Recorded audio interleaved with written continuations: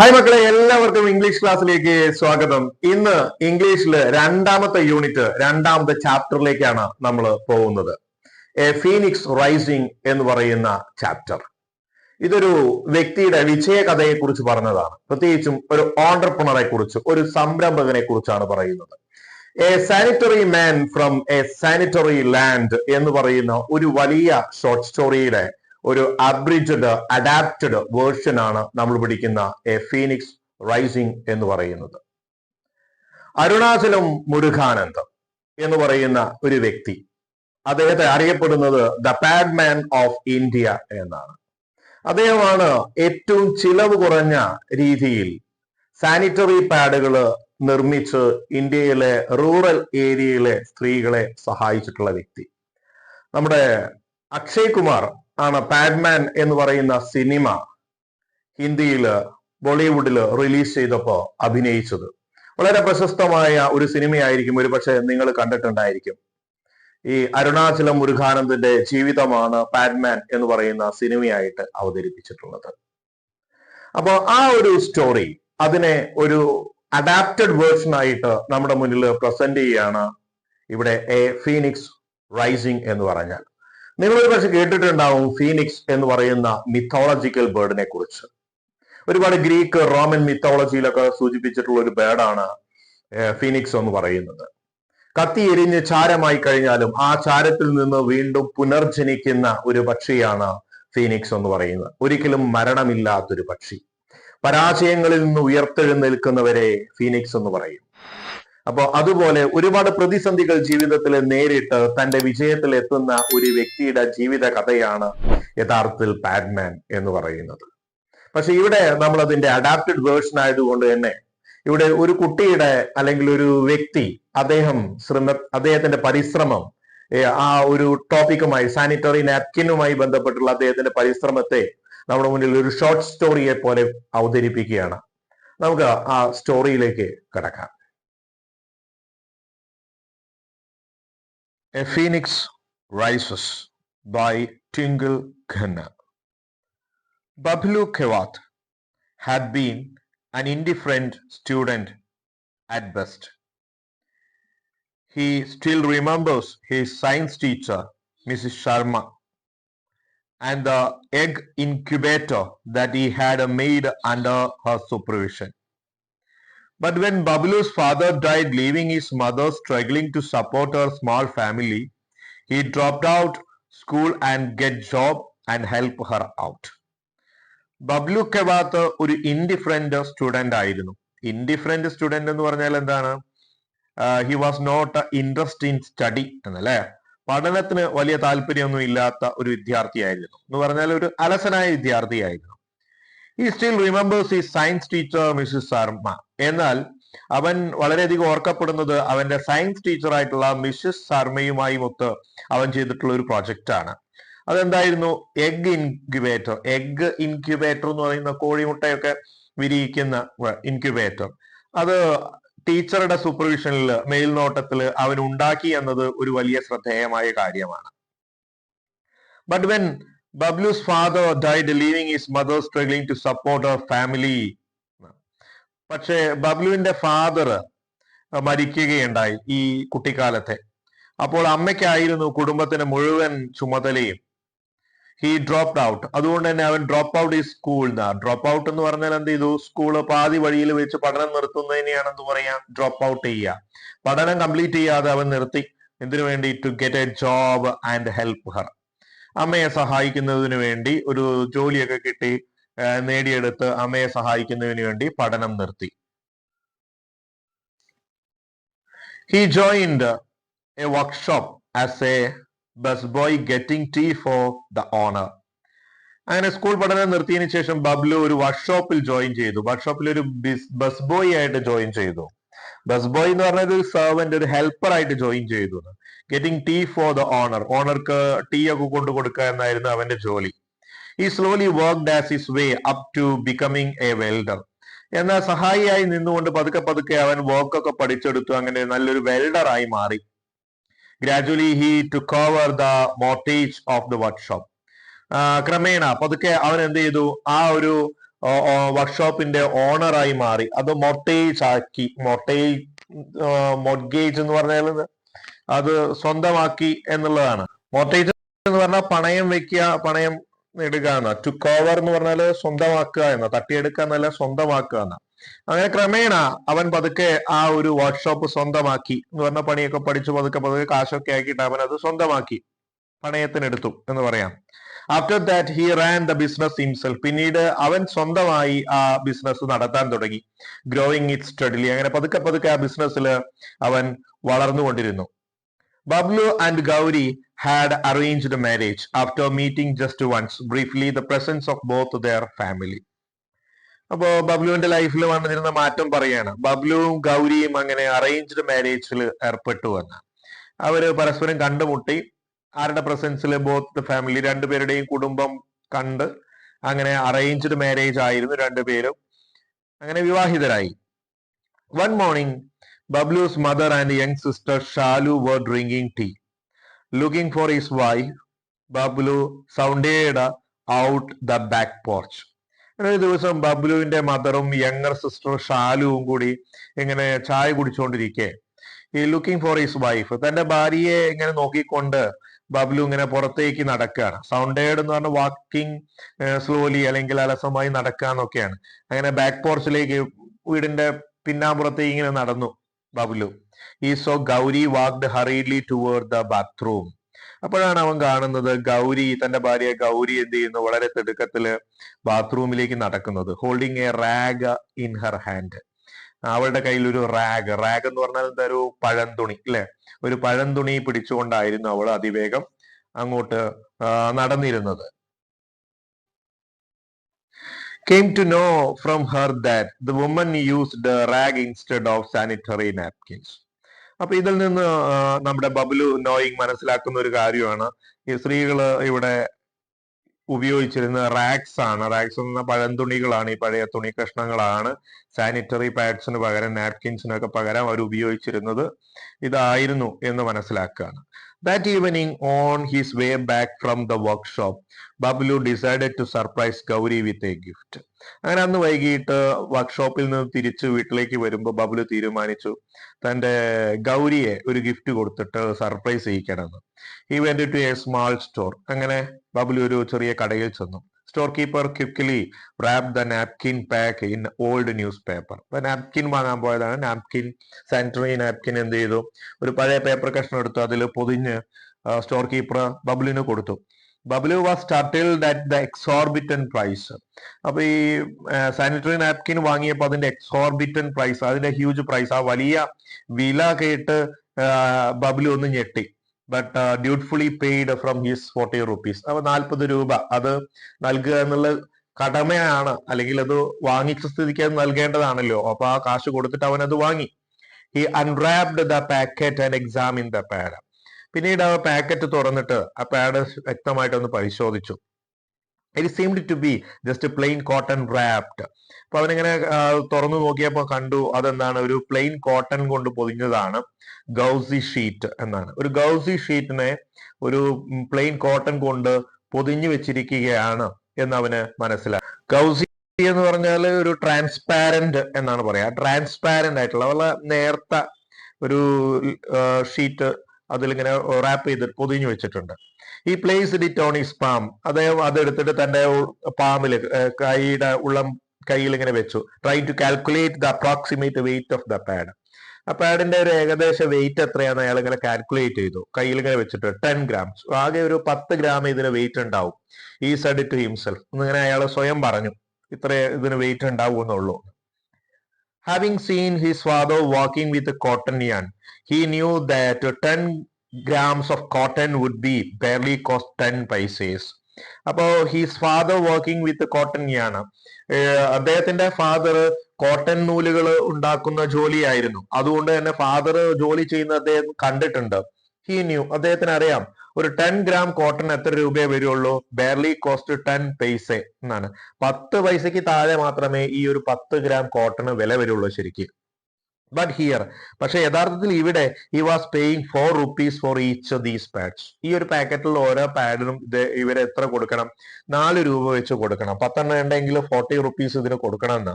he put the pad back into the packet. അങ്ങനെ അദ്ദേഹം എന്ത് ചെയ്തു?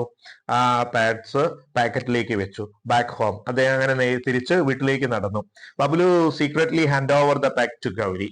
എന്നിട്ട് വളരെ സീക്രട്ട് ആയിട്ട് രഹസ്യമായിട്ട് ആ പാക്ക് ആർക്ക് കൊടുത്തു? ഗൗരിക്ക് കൊടുത്തു. അപ്പൊ നമ്മളിവിടെ മനസ്സിലാക്കേണ്ടത് ബബിൾ ഇവിടെ തിരിച്ചറിഞ്ഞൊരു കാര്യമാണ്.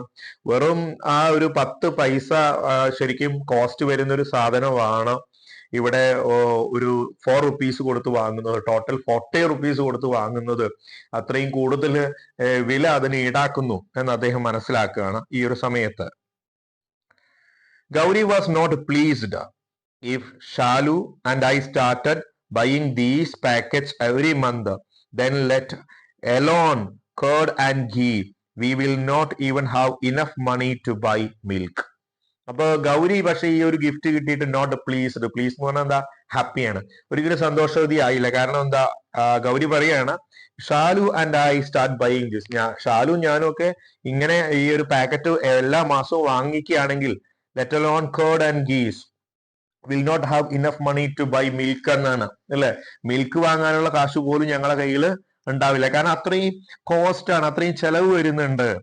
അപ്പോ സാധാരണക്കാരായ ദരിദ്രരായിട്ടുള്ള ഒരു സമൂഹത്തില് വളരെ പാവപ്പെട്ട ആളുകളെ സംബന്ധിച്ച്, ആ ഒരു സമൂഹത്തെ സംബന്ധിച്ച് ഇത് വളരെയധികം എക്സ്പെൻസീവ് തന്നെയാണ്. Bablu looked at her dejectedly and but he then determined to start a new project. അപ്പൊ ഇവിടെ ബബ്ലുവിന് ഒരു ഡിജക്റ്റഡ്ലി എന്ന് പറഞ്ഞാൽ എന്താ? ഡിപ്രസ്ഡ് അല്ലെങ്കിൽ സാഡ്, ദുഃഖം തോന്നുകയാണ്. അപ്പൊ വളരെ ദുഃഖത്തോട് ഒരു സമ്മാനം കൊടുത്ത് സന്തോഷിപ്പിക്കാന്നൊക്കെ കരുതി സീക്രട്ടായിട്ട് ചെയ്തതാണ്. പക്ഷെ അവളത് സന്തോഷത്തോടു കൂടിയല്ല സ്വീകരിക്കുന്നത് എന്നാണ്. അത്രയും കോസ്റ്റ് വെറുതെ കാശ് കളയാണ് എന്നുള്ള രീതിയിലാണ് സംസാരിക്കുന്നത്. But then he determine to start a new project. പക്ഷെ ബബുലുവിന് ഒരു പുതിയ പ്രോജക്റ്റ് കിട്ടുകയാണ്. ഇങ്ങനെ ഒരു ബിസിനസ് സ്റ്റാർട്ട് ചെയ്താലോ, ഇങ്ങനെയൊന്ന് പുതിയതൊന്നും ഉണ്ടാക്കിയാലോ കുറച്ച് കോസ്റ്റ് കുറഞ്ഞിട്ട് അല്ലെ, ചെലവ് കുറഞ്ഞ രീതിയിൽ എന്നുള്ള അയാൾ ചിന്തിക്കുകയാണ്. അങ്ങനെ ഒരു പുതിയ പ്രൊജക്ട് സ്റ്റാർട്ട് ചെയ്യാൻ അയാൾ തീരുമാനിക്കുന്നു.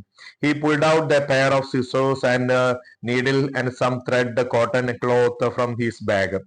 വേഗം അദ്ദേഹം എന്ത് ചെയ്യുന്നു? ഒരു ജോഡി സിസേഴ്സും അതുപോലെ നീഡിലും സൂചിയും നൂലും കോട്ടണും ക്ലോത്തും ഒക്കെ എടുത്തായിട്ട് അയാൾ വർക്ക് തുടങ്ങുകയാണ്. ഈ ബിഗാൻ ഫ്ലാറ്റ് ആൻഡ് കോട്ടൺ, ഒരു കോട്ടൺ തുണി ആദ്യം എന്ത് ചെയ്തു? ഒന്നായിട്ട് ഫ്ലാറ്റ് പരത്തി വെച്ചു. ബിറ്റ്വീൻ ഈ sands and is were spreading out dough to make chapati അല്ലെ. ചപ്പാത്തി ഉണ്ടാക്കുന്നത് പോലെ അത് എന്ത് ചെയ്തു? അതിൻ്റെ ഉള്ളിൽ തുണി വെച്ചിട്ട് ഇങ്ങനെ ചുരുട്ടുകയാണ്. Then the 24 hours of first touching a sanitary napkin, Bablu had managed to make his own. അങ്ങനെ ഒരു 24 മണിക്കൂർ കഴിഞ്ഞപ്പോ അദ്ദേഹത്തിന്റെ പരിശ്രമം കൊണ്ട് അദ്ദേഹം എന്ത് ചെയ്തു? സ്വന്തമായിട്ട് ഒരു സാനിറ്ററി നാപ്കിൻ അദ്ദേഹം ഉണ്ടാക്കി. But he was not able to make useful. പക്ഷെ അദ്ദേഹത്തിന് ഇത് ഉപയോഗപ്രദമാക്കാൻ കഴിഞ്ഞില്ല. കാരണം എന്താ? As he could not make out the material used by the brand. കാരണം ഈ ബ്രാൻഡഡ് സാനിറ്ററി നാപ്കിനിലൊക്കെ ഉപയോഗിച്ചിട്ടുള്ള അതേ മെറ്റീരിയൽസ് അദ്ദേഹത്തിന് ഒരിക്കലും എന്തില്ല? ഉപയോഗിക്കാൻ കിട്ടിയില്ല, അല്ലെങ്കിൽ അത്തരം മെറ്റീരിയൽസിന് അദ്ദേഹത്തിന് ലഭ്യമായില്ല. Months passed and Bablu procured different qualities of cotton, other material make pad. അങ്ങനെ മാസങ്ങൾ കടന്നുപോയി. ബബ്ലു പ്രൊക്യൂർഡ് എന്ന് പറഞ്ഞാൽ നേടിയെടുക്കുക, സമ്പാദിക്കുക. പല ക്വാളിറ്റിയിലുള്ള കോട്ടൺ മെറ്റീരിയൽസ് അദ്ദേഹം നേടിയെടുത്തുകൊണ്ട് ഇത്തരത്തിലുള്ള പലതരത്തിലുള്ള പാഡുകൾ അദ്ദേഹം എന്ത് ചെയ്തു? ഉണ്ടാക്കാനുള്ള ശ്രമം അദ്ദേഹം നടത്തി. ഒരുപാട് എക്സ്പെരിമെന്റ് ബബ്ലു ഇതിൽ ചെയ്യാണ്. He continued his experiment, knowing that most women used unclear rags instead of sanitary napkin as they could not afford them. Bablu ഇങ്ങനെ ഈ ഒരു എക്സ്പെരിമെന്റ് കണ്ടിന്യൂ ചെയ്തു. കാരണം എന്താ? മോസ്റ്റ് വിമൻസ്, ഭൂരിഭാഗം സ്ത്രീകളും ഇങ്ങനെ അൺക്ലീൻ ആയിട്ടുള്ള വൃത്തിയില്ലാത്ത റാക്സ്, പഴന്തുണികളാണ് സാനിറ്ററി നാപ്കിന് പകരം ഉപയോഗിക്കുന്നത്. കാരണം അവർക്ക് ഇത്രയും കോസ്റ്റ് വില കൊടുത്തുകൊണ്ട് ഇത് സ്വന്തമാക്കാൻ കഴിയില്ല എന്ന് മനസ്സിലാക്കിയിട്ടാണ്. He also knew that this made them prone to disease. ഇത് മാത്രമല്ല, ഇത്തരത്തിൽ പഴന്തുണികൾ ഉപയോഗിക്കുന്നത് അവരുടെ പ്രോൺ എന്ന് പറഞ്ഞാൽ എന്താ? സാധ്യത, പ്രോൺ ടു ഡിസീസ്, രോഗസാധ്യതയിലേക്ക് നയിക്കും എന്നുള്ളതാണ്. No one else appeared to bothered by this. പക്ഷെ ആരും ഇതിനെ കുറിച്ചൊന്നും ആശങ്കപ്പെടുന്നില്ല. He looked at the little girl running around the neighborhood. They couldn't even buy a good pair of slippers. അങ്ങനെ നമ്മുടെ ബബ്ലു ഇങ്ങനെ നോക്കുമ്പോ തന്റെ അയൽപക്കത്തുള്ള കുട്ടികളൊക്കെ ഇങ്ങനെ പെൺകുട്ടികളൊക്കെ ഇങ്ങനെ ഓടിക്കളിക്കുന്നത് കാണുമ്പോ അദ്ദേഹം ചിന്തിക്കുകയാണ്, ഒരു ജോഡി സ്ലിപ്പേഴ്സ് അല്ലെ, ചെരുപ്പുകൾ പോലും വാങ്ങാൻ കഴിയാത്തവരാണ് ഈ കുട്ടികൾ. ഈ how could they afford buy a sanitary pads month after month. അങ്ങനെ എല്ലാ മാസവും എങ്ങനെ ഈ ഒരു ചിലവ് വരുന്ന സാനിറ്ററി പാഡ്സ് ഈ കുട്ടികൾ വാങ്ങിക്കും എന്ന് അയാൾ ആശങ്കപ്പെടുന്നു. However, his experiments and his obsession caused some unrest even in the family. However, എന്നിരുന്നാലും അദ്ദേഹത്തിന്റെ പരീക്ഷണങ്ങളും അദ്ദേഹത്തിന്റെ ഒബ്സെഷൻ എന്ന് പറഞ്ഞാൽ അഭിനിവേശം അല്ലെ, കോസ്ഡ് കാരണമായി എന്ത്, അൺറസ്റ്റ് ഈവൻ ദ ഫാമിലി, കുടുംബത്തില് അസ്വസ്ഥതകൾക്ക് കാരണമായി അദ്ദേഹത്തിന്റെ ഈ ഒരു പരീക്ഷണത്തോടുള്ള അഭിനിവേശവും അദ്ദേഹത്തിന്റെ എക്സ്പെരിമെന്റും ഒക്കെ. ഹിസ് മദർ ബിസീച്ച്ഡ് ഹിം, അത് അദ്ദേഹത്തോട് ബിസീച്ച് ചെയ്തു, റിക്വസ്റ്റ് ചെയ്തു, ബെഗ് ചെയ്തു എന്നാണ്, യാചിച്ചു, അപേക്ഷിച്ചു. To stop experiment saying the whole family would be disgraced by his sordid interest in women's menstrual cycle. മദറിന്റെ എന്തായിരുന്നു റിക്വസ്റ്റ്? സ്റ്റോപ്പ് എക്സ്പെരിമെന്റ്, ഇത്തരത്തിലുള്ള പരീക്ഷണങ്ങൾ നിർത്തൂ എന്നാണ്. ഇത് ഈ കുടുംബത്തിന് മൊത്തമായിട്ട് എന്താണ്, ഡിസ്ഗ്രേസ്, അപമാനം കൊണ്ടുവരും. കാരണം നീ ചെയ്യുന്നത് സോർഡിഡ് ഇൻട്രസ്റ്റ് ആണ്. സോർഡിഡ് എന്ന് പറഞ്ഞാൽ വെരി ബാഡ് അല്ലെ, വളരെ മോശമായിട്ടുള്ള, ചീത്തയായിട്ടുള്ള ഇൻട്രസ്റ്റ്, വിമൻസിന്റെ മെൻസ്ട്രൽ സൈക്കിളുമായി ബന്ധപ്പെട്ടുള്ള ഇത്തരത്തിലുള്ള വൃത്തികെട്ട നിന്റെ താല്പര്യങ്ങൾ എന്തിലേക്ക് കാരണമാവും, ഈ കുടുംബത്തിന്റെ അപമാനത്തിലേക്ക് കാരണമാവും എന്ന് അമ്മ യാചിച്ചു. The news was gradually spreading the village. എന്നാൽ വാർത്തകൾ പതുക്കെ പതുക്കെ ഇത്തരം വാർത്തകളൊക്കെ ഗ്രാമത്തിൽ എന്ത് ചെയ്തു, പടർന്ന് വ്യാപിച്ചു. Villages entangled the whole family mesh the coarse whispers and rude glance. അങ്ങനെ ഗ്രാമവാസികളുടെയും, ഇപ്പൊ വീട്ടുകാരുടെ മാത്രമല്ല, വില്ലേജേഴ്സിന്റെ, ഗ്രാമവാസികളുടെയും എന്താണ് പ്രതികരണങ്ങൾ, എൻടാങ്കിൾ ദ ഹോൾ ഫാമിലി, ആ കുടുംബത്തെ മൊത്തം കെട്ടുപിണഞ്ഞുകൊണ്ട്, എൻടാങ്കിൾ എന്നുകൊണ്ട് കൂട്ടിച്ചേർത്തുകൊണ്ട് കെട്ടുപിണഞ്ഞുകൊണ്ട് എന്നാ. അവരുടെ കൊറൈസ് വിസ്പേഴ്സ് എന്ന് പറഞ്ഞാൽ റഫ് ആയിട്ടുള്ള, പരുക്കനായിട്ടുള്ള അവരുടെ ഗ്രാമവാസികളുടെ പെറുപിറുക്കലുകള്, അതുപോലെ റൂഡ് ഗ്ലാൻസ്, വളരെ മോശമായിട്ടുള്ള നോട്ടങ്ങള്, ദേഷ്യത്തോടു കൂടിയുള്ള നോട്ടങ്ങള്, അവരുടെ ആൾക്കാരുടെ പെറുപിറുക്കല്, മന്ത്രിക്കലൊക്കെ ആ കുടുംബത്തെ കുറിച്ച് എന്ത് ചെയ്തു, തുടർന്നുകൊണ്ടിരുന്നു. അപ്പൊ ഇതൊക്കെ അവർക്ക് അപമാനമായി മാറി എന്നാണ് പറയുന്നത്. Bablu was gloomy for a while the thought of stopping his experiments. ഒരു സന്ദർഭത്തിൽ ബബ്ലു വളരെയധികം ഗ്ലൂമിയായി, സാഡായി പോയി. കാരണം തന്റെ എക്സ്പെരിമെന്റ് ഒക്കെ നിർത്തിയാലോ എന്ന് ആലോചിച്ചു. But he devised an idea to conduct experiment on himself rather than others. അങ്ങനെ അദ്ദേഹം ഒരു ഐഡിയ ഡിവൈസ് ചെയ്തു അല്ലെ, ഒരു ആശയം അദ്ദേഹത്തിന്റെ ഉള്ളിൽ രൂപപ്പെട്ടു. ഇനിയുള്ള പരീക്ഷണങ്ങൾ താൻ സ്വയം തന്നെ ചെയ്യാൻ, തന്റെ ദേഹത്ത് തന്നെ ചെയ്യാൻ തീരുമാനിച്ചു.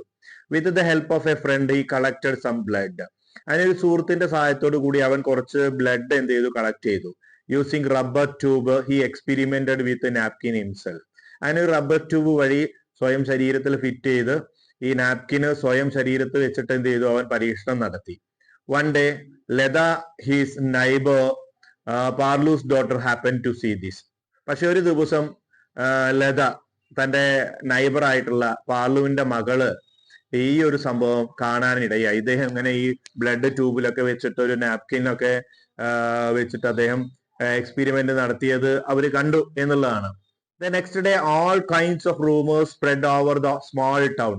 എന്നാൽ അടുത്ത ദിവസം ആ പട്ടണത്തിൽ ഉടനീളം എന്ത് ചെയ്തു, പലതരത്തിലുള്ള ഇതിനെക്കുറിച്ചുള്ള പലതരത്തിലുള്ള അപവാദങ്ങള്, റൂമേഴ്സ് ഒക്കെ വ്യാപിച്ചു.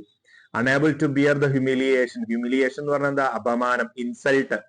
ഈ അപമാനം അണേബിൾ ടു ബിയർ, സഹിക്കാൻ കഴിയാതെ ബബ്ലൂസ് വൈഫ് ലെഫ്റ്റ് ഹിം. അങ്ങനെ ബബ്ലുവിന്റെ ഭാര്യ അയാളെ ഉപേക്ഷിച്ചു പോയി, വിട്ടുപോയി.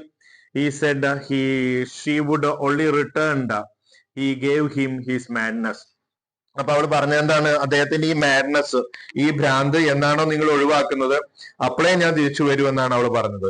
His mother to follow the suitor. അപ്പോ ഇതേ വസ്തുത തന്നെയാണ് അദ്ദേഹത്തിന്റെ മദറും പിന്തുടർന്നു എന്ന് പറഞ്ഞാൽ മദറും അദ്ദേഹത്തെ ഉപേക്ഷിച്ചു പോയി. He had lost his wife, his family, his friends, money. He could not afford to waste all the pursuit of the sanitary pad project. അങ്ങനെ അദ്ദേഹത്തിന് തന്റെ മാതാവിനെ, അല്ലെ തന്റെ കുടുംബത്തെ, ഭാര്യയെ, സുഹൃത്തുക്കളെ, പണമൊക്കെ എന്ത് ചെയ്തു, നഷ്ടമായി, എല്ലാം പാഴായി പോയി. എങ്ങനെ അദ്ദേഹം ഈ സാനിറ്ററി പാഡ് നിർമ്മിക്കാനുള്ള അദ്ദേഹത്തിന്റെ ഈ പ്രോജക്റ്റിന്റെ ഭാഗമായി ഇതിനെ പിന്തുടർന്നതിന്റെ ഫലമായിട്ട് അദ്ദേഹത്തിന് ജീവിതത്തിൽ വലിയ നഷ്ടങ്ങൾ ഉണ്ടായി. Bablu was a simple welder whose life had been ripped apart.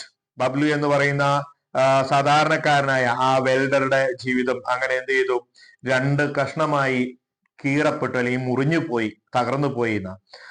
And all because he had wanted to give Gauri a gift, അല്ലെ?